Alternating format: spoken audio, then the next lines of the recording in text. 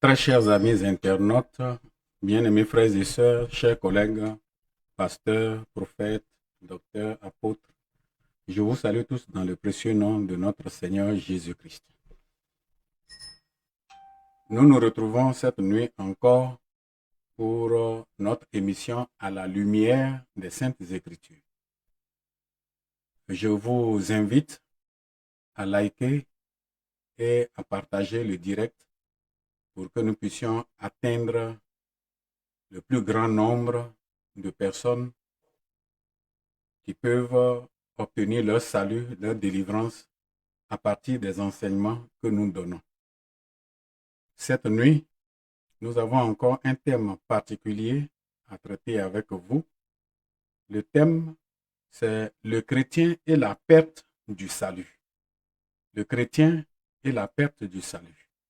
C'est un sujet que beaucoup de chrétiens, beaucoup de pasteurs, de prophètes, de serviteurs de Dieu n'aiment pas trop aborder parce que s'il faut l'aborder à la lumière des Écritures, ça ne les arrange pas. Ça ne les arrange pas. Or, vous devez le savoir, la mission de l'Église évangélique pour la délivrance, la bénédiction et le salut en Jésus-Christ est la délivrance, la restauration et le salut des âmes. Surtout, le salut des âmes. Et c'est pourquoi il m'a paru bon par le Saint-Esprit d'aborder ce sujet très important qui peut nous faire assez de bien si nous recevons l'enseignement sur des cœurs fertiles, des cœurs disposés à écouter Dieu sans raisonnement.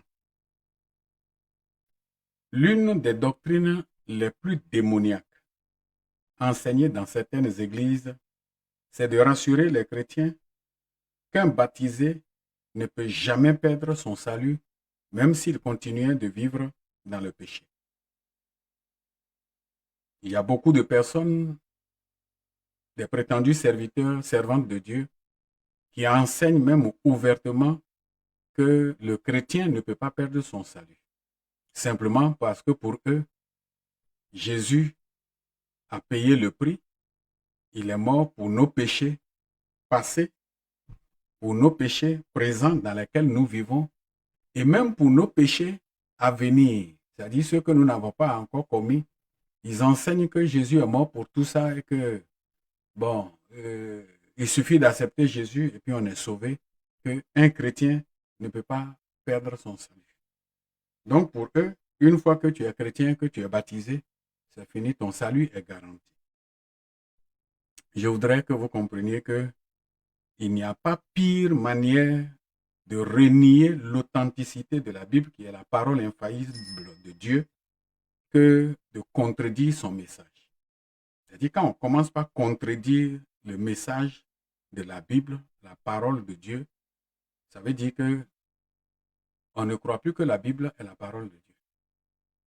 C'est comme si on disait qu'il y a des contradictions dans la Bible.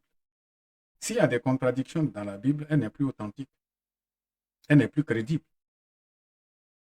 Or, la Bible est la parole infaillible de Dieu.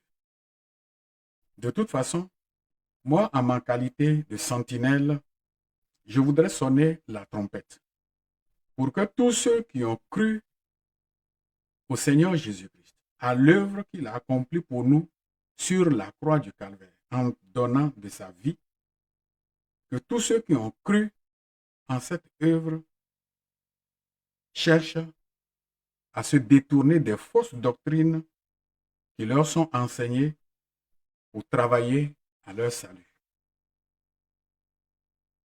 Quand nous parlons de salut, comment obtient-on le salut? Dans Actes, le chapitre 4, le verset 12, la Bible dit qu'il n'y a de salut en aucun autre. À part Jésus-Christ, il n'y a plus une autre voie qui peut nous conduire au salut. Et d'ailleurs, dans Jean, l'évangile selon Jean, chapitre 1, versets 11 à 13.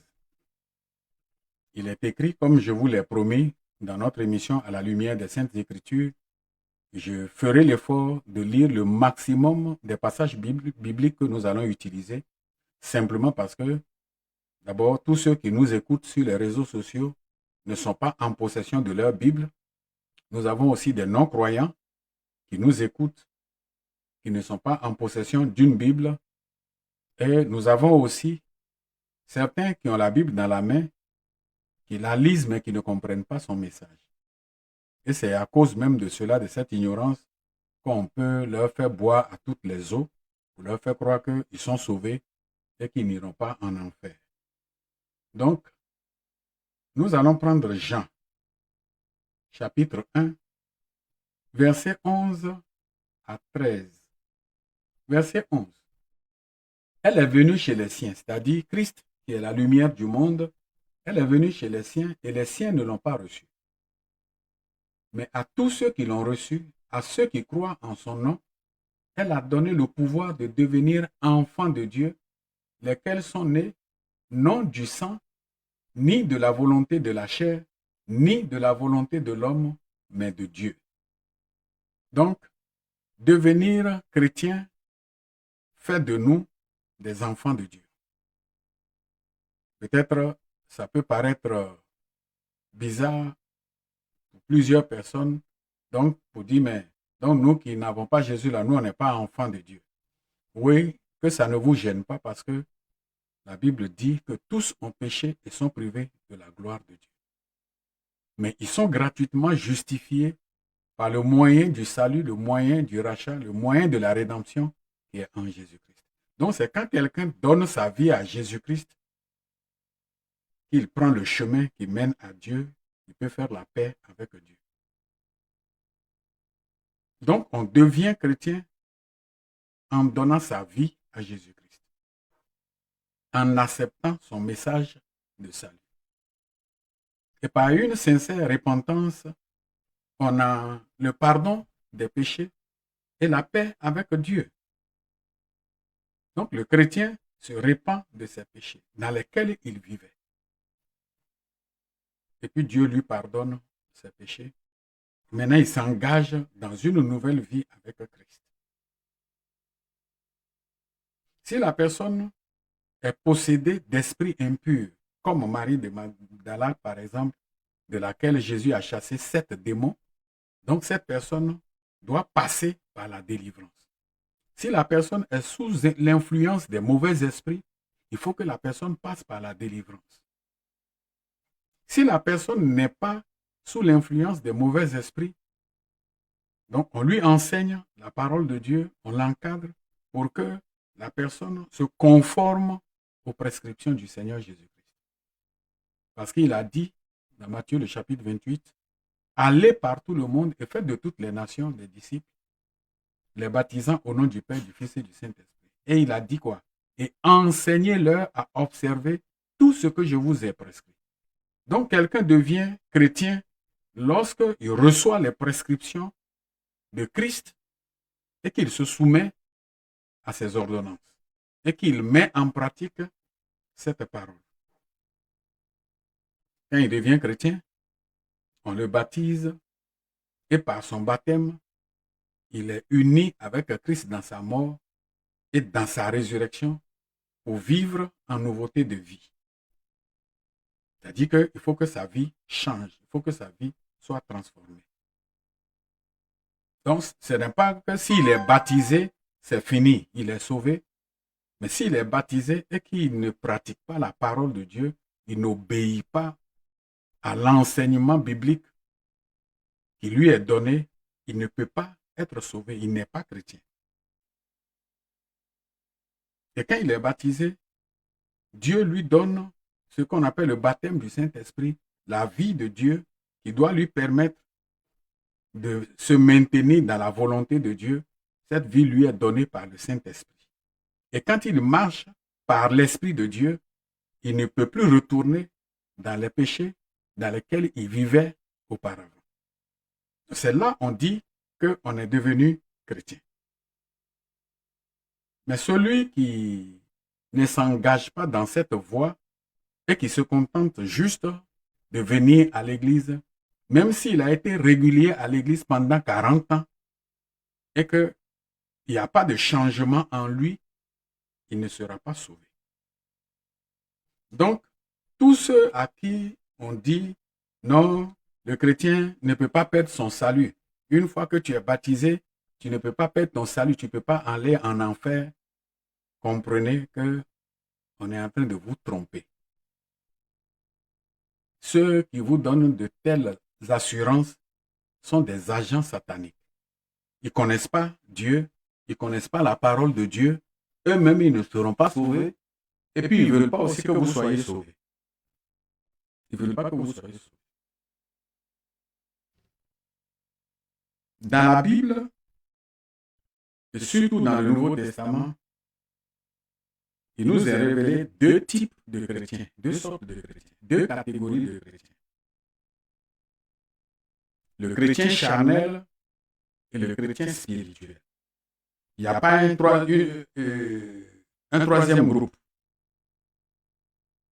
Soit vous êtes chrétien, vous allez à l'église, vous êtes charnel, ou alors vous êtes chrétien, vous allez à l'église, vous êtes spirituel.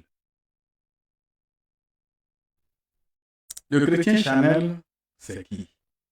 Quand est-ce qu'on dit qu'un chrétien est charnel? Le chrétien charnel, c'est celui qui prétend avoir donné sa vie à Jésus-Christ, mais qui continue de vivre dans le péché, dans les plaisirs du monde, en d'autres termes, dans la chair. C'est-à-dire sa vie n'a pas changé et sa vie n'est pas prête de changer parce que lui-même, là, il n'est pas prêt à obéir à la parole de Dieu. Il ne cherche même pas sa délivrance pour que les liens soient brisés et que la lumière de Dieu puisse l'éclairer. C'est lui qu'on appelle le chrétien charnel. On va lire quelques passages bibliques. 1 Corinthiens, le chapitre 3, versets 1 à 3.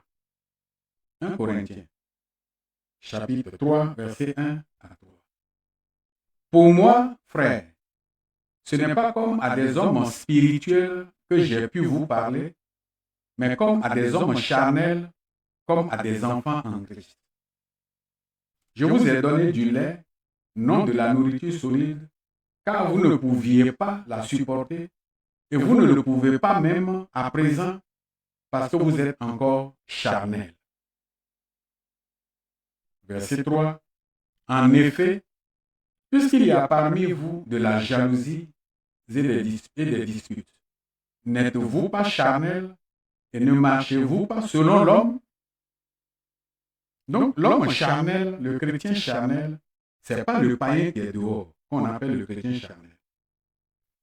Mais c'est le non-croyant qui dit qu'il se convertit à Christ, il est dans l'église, et puis il vit comme un païen. Il n'y a pas un changement dans sa vie. C'est lui qu'on appelle le chrétien charnel. Et généralement, quand il est avec les païens, bon, il est païen, il se comporte aussi de la même manière que ces païens-là. Quand il est avec les chrétiens, oh, le Saint-Esprit est là. Il va prophétiser, il va parler en langue. Il a la vie de Dieu. Quand il quitte là, quand il se retrouve avec les païens, il est païen propre. Donc, ce qui fait la différence entre lui et le païen, c'est le fait que lui vient à l'église. C'est lui qu'on appelle le chrétien charnel. Et le chrétien charnel ne sera pas sauvé. Je répète pour dire que le chrétien qui vit dans la chair, le chrétien qui vit encore dans les plaisirs du monde, ne sera pas sauvé. J'ai insisté dessus parce que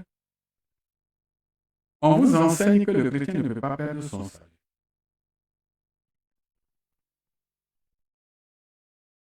Le chrétien charnel ne sera pas sauvé. Il y a une nouvelle doctrine aussi qui est enseignée par des grands serviteurs de Dieu respectables, des docteurs, des prophètes, qui disent que non, et au ciel, Jésus a dit, il y a plusieurs demeures dans la maison de mon Père. Je m'en vais vous préparer une place et quand j'aurai fini, je vais revenir pour vous chercher, pour que là où je suis, vous y soyez aussi. Oui, c'est vrai, Jésus a dit ça. Et ils en profitent pour dire que non, dans le ciel de Dieu, dans la nouvelle Jérusalem, que Dieu prépare pour sauver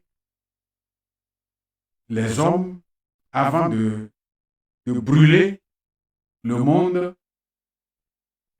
que les charnels ont leur place là-bas, au ciel, et que les chrétiens spirituels ont leur place. Et souvent même, ils font allusion, ils donnent des arguments qui ne tiennent pas. Non, et c'est comme l'école. Il y a CP1, il y a CP2, il y a CE1, il y a le collège, il y a l'université, que c'est comme ça nous sommes en Christ. Mais nous sommes en Christ. Il y a CP1, CP2. C'est pourquoi l'apôtre Paul a dit tout à l'heure, mais vous êtes encore comme des enfants. On ne peut pas vous donner la nourriture solide. Et puis même si on vous donne la nourriture solide, ça dit qu'il y a des choses qu'on doit vous enseigner. Vous ne pouvez même pas les supporter. Même actuellement, même que je suis en train de parler. C'est ce que Paul a dit. On devient chrétien pour parvenir à la perfection. On ne devient pas chrétien pour rester à la même position dans les mêmes péchés. Bon, il y en a qui disent, oh, l'homme ne peut jamais être parfait. Qui est parfait même sur la terre? Et ce sont des chrétiens qui tiennent ce langage. Ce sont des pasteurs qui tiennent ce langage. Ce sont des docteurs, des prophètes, des apôtres qui tiennent ce langage, des anciens qui occupent des postes de responsabilité dans l'Église, qui tiennent ce langage. Oh, l'homme ne peut pas être parfait. Mais si l'homme ne peut pas être parfait, ça veut dire que vous êtes en train de renier l'authenticité de la Bible. Puisque l'Écriture a dit, soyez parfaits comme votre Père céleste est parfait. Dans Éphésiens, la Bible dit quoi? Dieu a donné certains comme des apôtres, d'autres comme des prophètes, d'autres comme des docteurs, des évangélistes, des pasteurs. Pour quel but? Pour le perfectionnement des saints, de ceux qui se sont séparés du monde pour venir à Christ. Donc, il y a un travail de perfectionnement qu'il faut faire. Même si cette perfection est progressive, mais toujours est-il qu'il y a quand même un chemin à parcourir. Maintenant, dit que non, l'homme ne peut pas être parfait, ça veut dire automatiquement que vous dites que la parole de Dieu n'est pas la vérité. La parole de Dieu transforme, la parole de Dieu délivre, la parole de Dieu libère. C'est parce qu'on n'a pas l'occasion de vous rendre des témoignages et vous le savez, ces gens-là sont autour de vous. Il y a des brigands que l'évangile a transformés et qui aujourd'hui sont utiles à la société. Des criminels, des drogués, des prostituées, quoi d'autre encore? Des gens dont la vie a changé totalement par le fait de l'évangile. Ils ont atteint un degré de perfection. Et s'il y a encore des choses dans leur vie qu'ils doivent quitter, à force de jeûner, de prier, d'écouter la parole de Dieu, ils seront libérés de ces choses. Pourquoi il y a la délivrance? Il y a la délivrance pour pouvoir chasser les esprits dans la vie des gens, pour qu'ils parviennent à la perfection. Donc, dit que le chrétien ne peut pas perdre son salut, mais c'est un message diabolique. Bon, et les gens ont cru. Les gens ont cru que ce qu'on leur dit là est vrai. Donc, ils ne font même plus d'efforts pour chercher la sanctification. Jacques, le chapitre 3, verset 13. Jacques, chapitre 3, verset 13 à 16. Je vais vous dire ça. Verset 13. Lequel d'entre vous est sage et intelligent, qu'il montre ses œuvres par une bonne conduite avec la douceur de la sagesse. Mais si vous avez dans votre cœur un zèle amer et un esprit de dispute, ne vous glorifiez pas et ne mentez pas contre la vérité. Verset 15. Cette sagesse n'est point celle qui vient d'en haut, mais elle est terrestre, charnelle, diabolique. C'est bien écrit. Cette sagesse n'est point celle qui vient d'en haut, d'auprès de Dieu, mais elle est terrestre, charnelle, diabolique. Car là où il y a un zèle amer et un esprit de dispute, il y a du désordre et toutes sortes de mauvaises actions. Vous ne pouvez pas le nier, dans plusieurs des églises, c'est la jalousie. Les chrétiens s'attaquent les uns les autres. C'est de la diffamation. Toutes sortes de choses. Il faut dénigrer l'autre pour avoir une place dans l'église. Mais ce ne sont pas des chrétiens qui se comportent de cette manière. Dans le corps pastoral, c'est une guerre véritable. Des pasteurs contre des pasteurs. Moi, souvent, je suis choqué quand je vois un pasteur arriver sur les réseaux sociaux et puis il prend son collègue pasteur et il dit du n'importe quoi de lui. Il insulte, il le diffame, il expose. Mais tu cherches quoi? Ce n'est pas ça l'évangile qu'il faut aller prêcher. Ce n'est pas ça l'évangile qu'il faut prêcher. Vous voyez? Donc, ces choses montrent que ces églises ne sont pas en réalité des églises de Dieu. Et les chrétiens qui vivent comme ça dans les églises, et c'est eux qui siègent au conseil, qui décident de la vie des autres, ils ne pensent pas qu'ils seront sauvés. Ils ne seront pas sauvés parce qu'ils sont encore charnels. Ils sont encore charnels. Moi, je me souviens, il y a un pasteur qui a fait 40 jours, 40 nuits de jeûne et prière. 40 jours, 40 nuits de jeûne et prière. Et puis, c'est le 40e jour que lui et son diacre, ils ont fait palabre dans son bureau.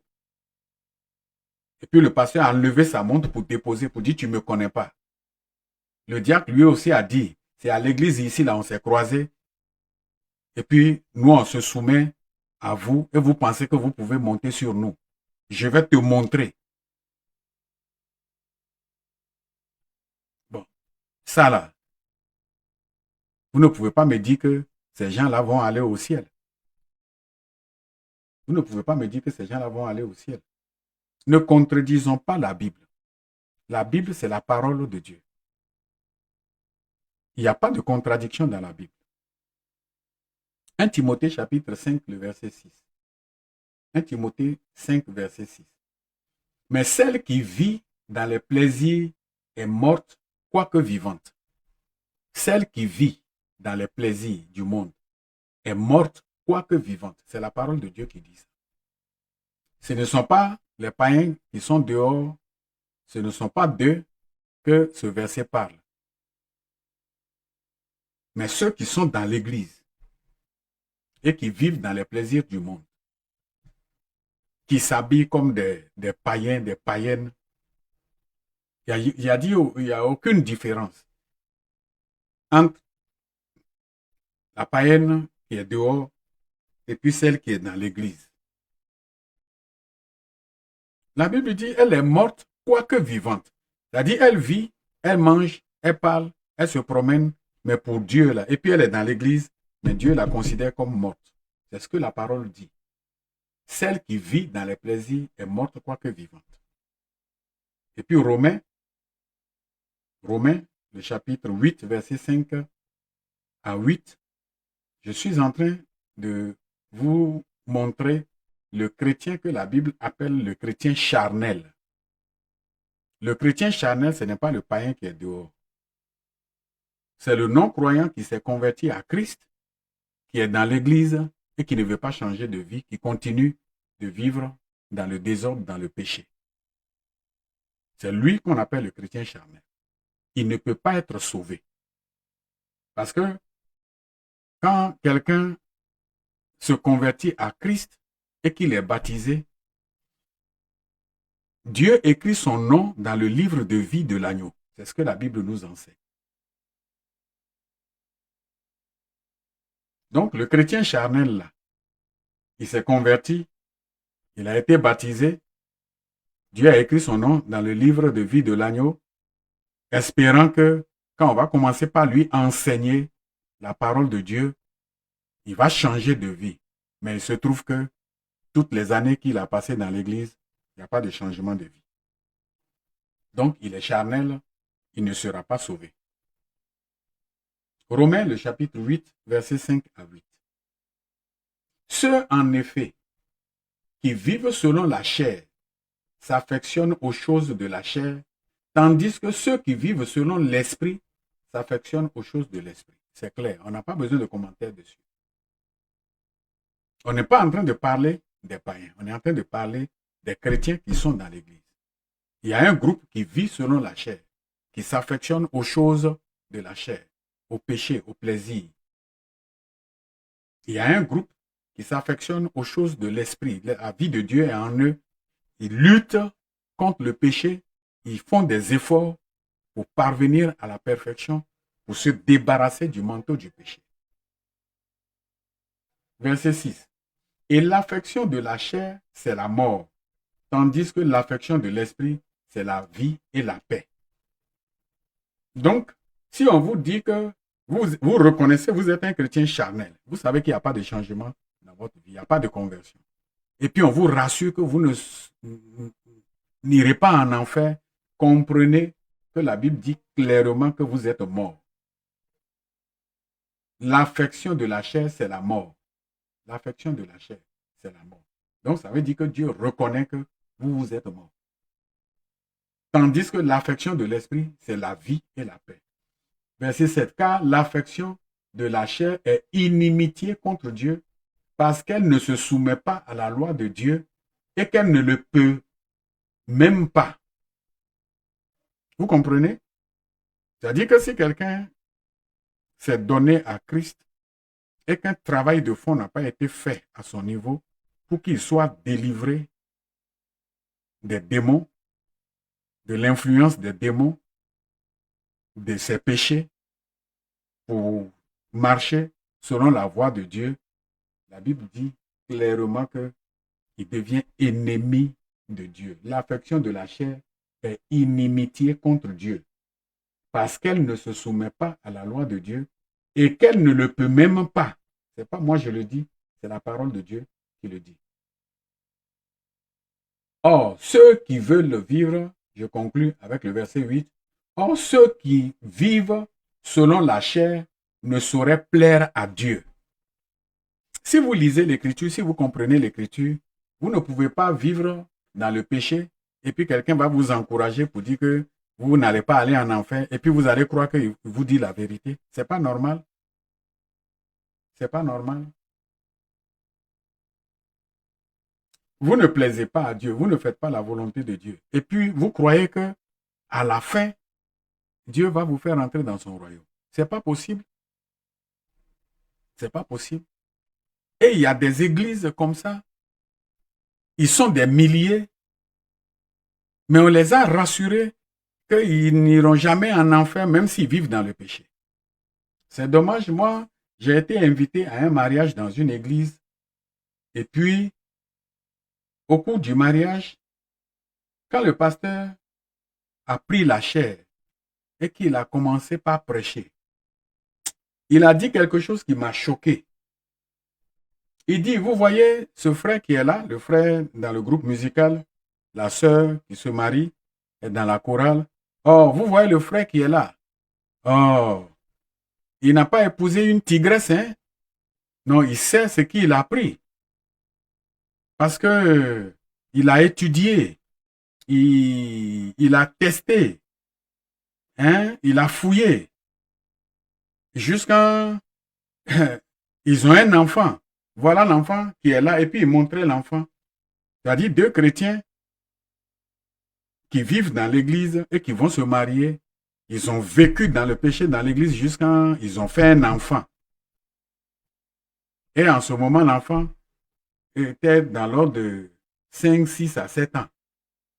Quand maintenant, ils sont en train de se marier devant Dieu. Et c'est eux, le pasteur, est en train de brandir au peuple, aux invités, à nous tous qui sommes venus, pour dire, voilà, le frère là, il sait ce qu'il a pris. Il n'a pas pris un lion, une tigresse, une lionne, et puis elle va lui créer des problèmes demain. Donc, il a goûté jusqu'à ils ont eu un enfant. Une manière de dire à tout le peuple que c'est la bonne manière de faire. Donc, avant de prendre une femme, il faut coucher avec elle. Si possible, il faut faire enfant avec elle pour être rassuré que elle est bien et qu'elle peut faire enfant et tout ça avant de le faire. C'est choquant. Maintenant, c'est à tout un peuple qu'on donne ce témoignage. Ça veut dire quoi? Ça veut dire que tous les autres frères qui sont dans l'église, on est en train de les encourager à suivre la même voie. Mais je crois quand même que la Bible nous dit qu'il ne doit pas y avoir de rapport sexuel avant le mariage. Donc, c'est pour dire que si nous ne nous accrochons pas à la parole de Dieu et que nous faisons simplement confiance à ce que les hommes de Dieu qui ne connaissent pas Dieu, qui ne sont pas prêts à servir Dieu, sont en train de nous raconter, on sera surpris de se retrouver en enfer. Donc, dans l'Église, comme je le dis, il y a deux groupes de chrétiens, les chrétiens charnels et les chrétiens spirituels. Le chrétien spirituel, c'est qui? C'est le chrétien qui vit conformément à la parole de Dieu. Il suit les enseignements qui sont donnés. Il s'efforce de les mettre en pratique. Quand il écoute la parole de Dieu, là, il ne fait pas des raisonnements. Il ne discute pas. Si la parole le concerne, il reconnaît que ce qu'on est en train de lui enseigner, c'est vrai. C'est le premier pas. Et puis maintenant, il prie Dieu pour dire, ah Seigneur, ce que tu as dit là, c'est vrai, viens à mon aide. Quelqu'un comme ça, là, Dieu va l'aider et il va atteindre la perfection. Mais quelqu'un qui tient des raisonnements, il ne peut pas changer. Il ne peut pas changer. La Bible dit que nous devons nous présenter devant Dieu comme des ouvriers qui n'ont pas à rougir avec la parole de Dieu. Le chrétien spirituel, c'est le chrétien qui mène le combat contre le péché, le combat contre les puissances des ténèbres, qui n'est pas prêt à revivre encore dans le péché. C'est lui qu'on appelle le chrétien spirituel. Sa conversion est progressive, mais il y a une progression. Il passe par des étapes de perfection. Ça a été la même chose pour l'apôtre Paul, pour plusieurs apôtres, pour plusieurs chrétiens. Philippiens chapitre 3, verset 12. Philippiens chapitre 3, verset 12 à 14. Je lis pour vous. Ce n'est pas que j'ai déjà remporté le prix. C'est l'apôtre Paul qui parle comme ça. Ce n'est pas que j'ai déjà remporté le prix ou que j'ai déjà atteint la perfection. Mais je cours pour tâcher de le saisir, puisque moi aussi j'ai été saisi par Jésus-Christ. Frère, je ne pense pas l'avoir saisi, mais je fais une chose, oubliant ce qui est en arrière et me portant vers ce qui est en avant, je cours vers le but pour remporter le prix de la vocation céleste en Jésus-Christ. Donc, vous comprenez, pour un chrétien spirituel, le langage qu'il faut tenir, c'est ça. Le témoignage qu'il faut rendre de soi, c'est ça. Ah, moi, quand j'étais païen, oh, ma vie là, c'était pas bon, hein. Mais depuis que je suis devenu chrétien, vraiment Dieu m'a aidé, j'ai abandonné ça, j'ai abandonné ça, j'ai abandonné ça. Où je me trouve aujourd'hui là, en tout cas, je rends gloire à Dieu. C'est ça qui est le témoignage que le chrétien doit rendre. C'est ça qu'on appelle le chrétien spirituel. 1 Corinthiens chapitre 9. 1 Corinthiens chapitre 9, verset 26 à 27. 1 Corinthiens 9, 26 à 27. Moi donc, c'est le même apôtre Paul qui parle. Moi donc, je cours, non pas comme à l'aventure. Je frappe, non pas comme battant de l'air. Mais je traite durement mon corps et je le tiens assujetti de peur d'être moi-même rejeté après avoir prêché aux autres. Vous voyez? Ça veut dire, ce passage nous montre que tu peux prêcher aux autres. Et si les gens obéissent à la parole que tu as prêchée, ils seront sauvés. Mais si toi-même qui prêches là, tu n'obéis pas à la parole, tu vas te retrouver en enfer. Et ici, l'apôtre Paul est en train de dire, ce n'est pas quelqu'un qui lui imposait les choses. À cause de ce qui ne veut pas perdre son salut, il dit qu'il traitait durement son corps. C'est-à-dire que là où le péché peut se présenter devant lui, il luttait pour repousser ce péché-là parce qu'il ne veut pas perdre son salut. C'est comme ça un chrétien doit faire. Et on dit non, dans Romains le chapitre 8, verset 1, et la Bible a dit qu'il n'y a plus de condamnation pour ceux qui sont en Jésus-Christ. C'est vrai, il n'y a plus de condamnation pour ceux qui sont en Jésus-Christ, mais comprenez que il n'y a plus de condamnation pour ceux qui sont en Jésus-Christ, qui marchent selon l'esprit et non selon la chair. C'est pour eux qu'il n'y a plus de condamnation. Sinon, pour les chrétiens charnels, ils sont condamnés d'office. Je vous le disais, quand quelqu'un se convertit à Christ, qu'il est baptisé, Dieu écrit son nom dans le livre de vie. C'est comme ça. Dans Philippiens, le chapitre 4, versets 2 à 3. On nous donne ici des exemples de personnes dont les noms sont écrits dans le livre de vie de l'agneau. Parce que ces personnes se sont données au Seigneur Jésus-Christ. Mais étant en Jésus-Christ, ces personnes avaient des différences, c'est-à-dire des palabres, des incompréhensions qui pouvaient les envoyer en enfer. Malgré que leurs noms sont écrits dans le livre de vie de l'agneau, mais il y a des situations qui se présentaient à ces personnes et qui pouvaient devenir des obstacles pour leur salut. Et écoutez ce que la recommandation que l'homme de Dieu donne par rapport à ces personnes. Philippiens chapitre 4, versets 2 à 3. J'exhorte Évodie et j'exhorte Syntyche à être d'un même sentiment dans le Seigneur. Et toi aussi, fidèle collègue, oui, je te prie de les aider. Elles qui ont combattu pour l'évangile avec moi et avec Clément et mes autres compagnons d'œuvre, dont les noms sont dans le livre de vie. Vous comprenez? Syntyche et Évodie. Ce sont des gens qui ont donné leur vie à Jésus, qui ont changé de vie. Leurs noms sont écrits dans le livre de vie avec Clément, tous les autres qu'on a cités, les compagnons d'œuvre de l'apôtre Paul. Mais il y a des situations qui sont survenues. Ça arrive. Mais il ne faut pas ramener le vieux démon qu'on avait déjà chassé de ta vie. Ah, moi, tu ne me connais pas. Tu ne me connais pas. Tu es qui? C'est pour perdre ton salut. L'orgueil va rentrer et puis c'est fini. Tu es perdu. Tu es perdu. C'est pas bon. Ce n'est pas bon.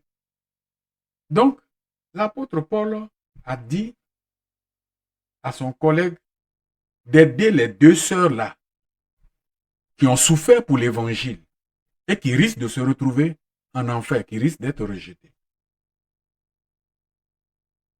Donc, n'acceptez pas qu'on vous dise que vous êtes chrétien et vous n'irez pas en enfer. Dans Apocalypse, le chapitre 21, le verset 27. Je vais vous lire ça. Apocalypse 21, le verset 27. Écoutez ce que la parole de Dieu dit. Il n'entrera chez elle rien de souillé, ni personne qui se livre à l'abomination et au mensonge. Il n'entrera que ceux qui sont écrits dans le livre de vie de l'agneau. Maintenant, c'est quelle Bible on vous lit dans les églises pour vous dire que le chrétien ne peut pas perdre son salut? La Bible qu'on vous lit pour vous enseigner que vous n'allez jamais perdre votre salut là. Cette Bible-là, qui a écrit ça? Qui en est l'auteur?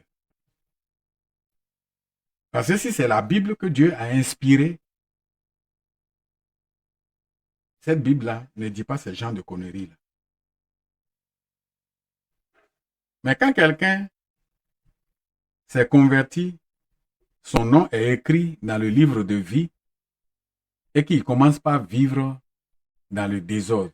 Il vit comme un païen dans l'église. Et malgré tout ce qu'on fait pour l'aider, ça ne marche pas. Mais finalement, qu'est-ce qui se passe? Dieu efface son nom de son livre. Il faut qu'on vous le dise aussi. Dieu efface son nom du livre de vie, tout court. On dit non, vous n'allez jamais aller en enfer. Nos noms sont écrits dans le livre de vie. Mais ce n'est pas quelqu'un qui a écrit le nom là. Il a aussi la possibilité d'effacer le nom. Et Dieu aussi a la possibilité d'effacer le nom. Et il dit, lui, il va effacer le nom de celui qui ne vit pas conformément à l'évangile. Exode, le chapitre 32, le verset 33. Si ces choses n'étaient pas écrites, on pouvait vous tromper, on pouvait vous mentir. Mais ces choses sont écrites noir sur blanc. Et pourtant, vous acceptez qu'on vous mente parce que vous-même, vous aimez le mensonge. C'est pas normal. Verset 33. Exode 32, verset 33. L'Éternel dit à Moïse, écoutez très bien, l'Éternel dit à Moïse, c'est celui qui a péché contre moi que j'effacerai de mon livre. Point. C'est celui qui a péché contre moi que j'effacerai de mon livre. Celui qui vit conformément à ma volonté, malgré les épreuves, malgré les attaques, qui persévère, son nom est dans le livre de vie. C'est pourquoi vous allez lire dans plusieurs passages de l'Écriture, il dit, celui qui persévérera jusqu'à la fin sera sauvé. Celui qui persévérera jusqu'à la fin sera sauvé. Maintenant, il y a celui qui n'a pas persévéré jusqu'à la fin. Et celui qui a rétrogradé, qui a quitté l'église. Et celui même qui n'a pas quitté l'église, mais qui vit dans l'église comme un vrai païen. Qui vous dit que Dieu ne peut pas effacer son nom de son livre? Dieu lui-même là, il le dit clairement. Il n'a pas mâché les mots. Il dit, celui qui a péché contre moi, c'est lui que j'effacerai de mon livre. Très clair. Et dans Apocalypse aussi, il a dit la même chose. Apocalypse, chapitre 3, versets 4 à 5. Apocalypse, chapitre 3, versets 4 à 5. Je lis. Cependant, tu as à Sardes quelques hommes qui n'ont pas souillé leurs vêtements. Donc, eux, ils vivent dans la sanctification. Ils marcheront avec moi en vêtements blancs parce qu'ils en sont dignes. Parce qu'ils en sont dignes. Ils n'ont pas souillé leurs vêtements. Ils ont marché sur la même terre ici avec nous, mais ils ont vécu dans la sanctification. Ça ne veut pas dire que le péché ne tournait pas autour d'eux. Ça ne veut pas dire qu'ils n'étaient pas soumis à des tentations. Au temps de Noé, le péché était vraiment répandu sur la terre. Mais la Bible dit que Noé était un homme juste et intègre, que Noé craignait Dieu. Donc, dans un monde où le péché se développe, ça ne veut pas dire que le péché est obligé de toucher tout le monde. Nous avons une volonté. Il faut fuir le péché, il faut combattre le péché. Mais il ne faut pas dire non, l'homme ne peut pas être saint et il n'y a personne sur la terre qui est saint. Comme si on ne peut pas parvenir à la perfection parce que tu ne veux pas abandonner le péché. Mais si tu n'abandonnes pas le péché, tu seras rejeté. Verset 5. Celui qui vaincra sera revêtu ainsi de vêtements blancs. Je n'effacerai point son nom du livre de vie et je confesserai son nom devant mon Père et devant ses anges. Claire, je n'effacerai pas son nom de mon livre de vie. Je reprends ce passage. Il dit cependant, tu as à Sardes quelques hommes qui n'ont pas souillé leurs vêtements. Ils marcheront avec moi en vêtements blancs parce qu'ils en sont dignes.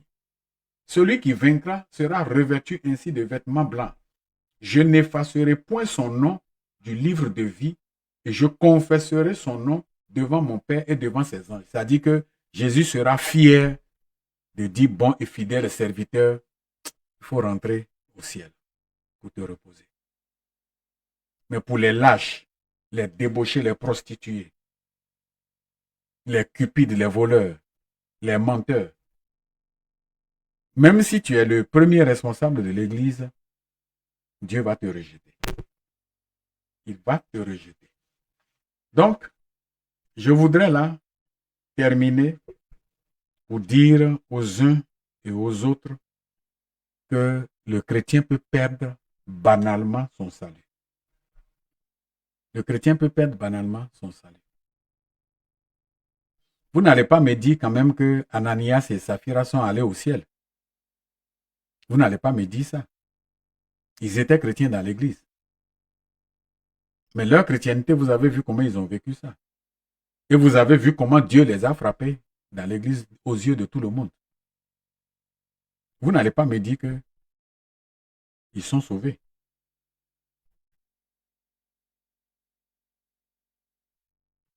Il y a beaucoup qui pensent que comme ils sont en train de servir Dieu, ils prient beaucoup, ils savent chanter, animer les cultes, et ils font des délivrances, ils font l'évangélisation, ils travaillent trop pour Dieu. Il y a beaucoup qui ont pensé que c'est ça Dieu va regarder pour les envoyer au ciel. Vous vous trompez. Et ceux qui vous font croire que non, vous êtes le meilleur chantre de l'église, la meilleure chante de l'église, que Dieu vous a donné une voix d'ange, et puis vous êtes dans la désobéissance. Celui qui vous encourage dans ça, il vous prépare pour l'enfer. C'est pourquoi Jésus a dit dans Matthieu le chapitre 7, là où on va terminer, on va lire encore 2 ou 3 autres passages pour terminer. Matthieu le chapitre 7, le verset 21, il est écrit, « Ceux qui me disent, Seigneur, Seigneur, n'entreront pas tous dans le royaume des cieux, mais celui-là seul qui fait la volonté de mon Père qui est dans les cieux. Plusieurs me diront en ce jour-là, Seigneur, Seigneur, n'avons-nous pas prophétisé par ton nom? N'avons-nous pas chassé des démons par ton nom? Et n'avons-nous pas fait beaucoup de miracles par ton nom? Alors je leur dirai ouvertement, je ne vous ai jamais connu. Retirez-vous de moi, vous qui commettez l'iniquité. » Vous voyez? Donc, le chrétien peut perdre son salut ou bien le chrétien ne peut pas perdre son salut. Je reconnais que tu es le meilleur chantre de ton église. Je reconnais que tu es la meilleure secrétaire de ton pasteur. Mais ta vie que tu mènes dans l'église là, c'est une vie charnelle. Ne pense pas que tu seras sauvé. Tu ne seras pas sauvé, tu vas perdre ton salut. Si dès maintenant là, tu ne te remets pas en cause pour demander à l'homme de Dieu de t'aider, de prier pour ta délivrance. Matthieu 25, le verset 41. Matthieu 25, verset 41. Écoutez ce que Jésus dit. Il a donné une parabole, mais je viens vous dire ce qu'il a dit à la fin de cette parabole. Verset 41. Ensuite, il dira à ceux qui seront à sa gauche, retirez-vous de moi, maudits, allez dans le feu éternel qui a été préparé pour le diable et pour ses anges. Dieu n'a pas dit que le feu de la géhenne, le feu de l'enfer, le feu éternel a été préparé pour les humains. Dieu ne veut pas que quelqu'un aille en enfer. C'est pourquoi l'Écriture dit que la patience de Dieu est notre salut. La patience de Dieu est notre salut. Donc si Dieu est patient, c'est parce qu'il ne veut pas qu'on aille en enfer. Il veut que nous soyons sauvés. Maintenant, celui qui n'est pas prêt à se repentir, à chercher la face de Dieu, bon, ça ne gêne pas Dieu que demain, il soit jeté en enfer. Dieu lui-même, il saura que, bon, c'est lui qui a choisi. C'est lui qui a choisi. Mais qu'est-ce que Dieu fait? Aujourd'hui, Dieu, il est obligé de laisser le chrétien charnel vivre dans l'église ensemble avec le chrétien spirituel. Comme Judas Iscariote, qui était au milieu des disciples, des apôtres, qui recevaient les mêmes enseignements qu'eux, qui faisaient les mêmes missions qu'eux, mais pourtant, en qui habitait un démon, jusqu'à c'est ça qui l'a entraîné en enfer. Et là, il y a même certains qui enseignent de fausses doctrines pour dire que Judas Iscariote est allé au ciel. Parce que la Bible avait dit que l'un de ses disciples allait le trahir. Mais c'était une prophétie. C'est quelque chose que Dieu a vu de loin, que le diable va faire un travail et il y a quelqu'un qui ne va pas repousser le diable et puis il sera un instrument du diable. Mais ce n'est pas pour dire que la prophétie devait forcément s'accomplir. Dieu avait le sacrifice de Christ à faire, mais il sait quel plan il a prévu pour sacrifier Christ pour que l'humanité soit sauvée. Mais Jésus ne disait-il pas à ses apôtres, le scandale va venir, mais malheur à celui par qui le scandale va venir. Il parlait de Judas Iscariote pour dire que ce n'est pas obligé que toi, Judas Iscariote, là, tu t'associes aux pharisiens, aux sacrificateurs pour me vendre. Ce n'est pas bon pour toi. Dernier passage. Matthieu 13, verset 28 à 30. Il leur répondit, c'est un ennemi qui a fait cela. Et les serviteurs lui dirent, veux-tu que nous allions l'arracher? Non, dit-il, de peur qu'en arrachant l'ivraie, vous ne déraciniez en même temps le blé. Laissez croître ensemble l'un et l'autre jusqu'à la moisson. Et à l'époque de la moisson, je dirai au moissonneur, arrachez d'abord l'ivraie, liez-la en gerbe pour la brûler, mais amassez le blé dans mon grenier. Vous comprenez? Donc si aujourd'hui, on vit dans l'église, les chrétiens charnels sont là, ils font la loi. Ceux qui veulent parvenir à la perfection, qui ont la crainte de Dieu, travaillent à leur salut. C'est Dieu qui l'a ordonné ainsi.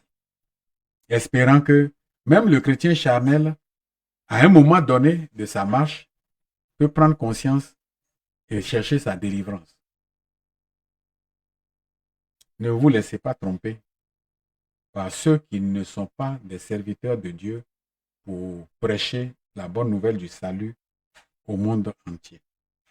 Il y a des gens qui ont signé des pactes avec le diable pour avoir l'argent, les voitures, pour vivre bien, pour avoir une grande renommée sur cette terre. C'est comme les sorciers. Tu vois le sorcier, il est malheureux. Quand tu le vois sur la terre ici, il est malheureux. Mais quand il rentre dans la sorcellerie, il est assis sur un grand trône avec une couronne royale. Et puis, il est fier, il pense qu'il fait quelque chose de bon. C'est la même chose que ces pasteurs, ces faux prophètes qui vous prêchent du mensonge parce qu'ils ont signé pacte avec le diable. Et ils ne veulent pas vous enseigner la vraie parole de Dieu. Le Seigneur Jésus-Christ a dit, et enseignez-leur à observer tout ce que je vous ai prescrit. Alors je serai avec vous jusqu'à la fin du monde. Travaillez à votre salut pour que votre nom ne soit pas effacé du livre de vie. Que le Seigneur vous bénisse. Je vous donne rendez-vous mardi prochain à 21 h pour aborder un autre thème avec vous. Nous attendons vos commentaires, nous attendons vos questions, nous attendons vos réactions. Taguez la page, partagez dans des groupes pour que beaucoup de personnes soient touchées par ce message. Parce que nous pleurons pour les païens qui n'ont pas encore Christ, mais nous devons encore beaucoup plus pleurer pour ceux qui croient avoir Christ alors qu'en réalité, le diable a trouvé un autre moyen pour les reconduire dans son royaume. Que la paix de Dieu repose avec vous. Shalom.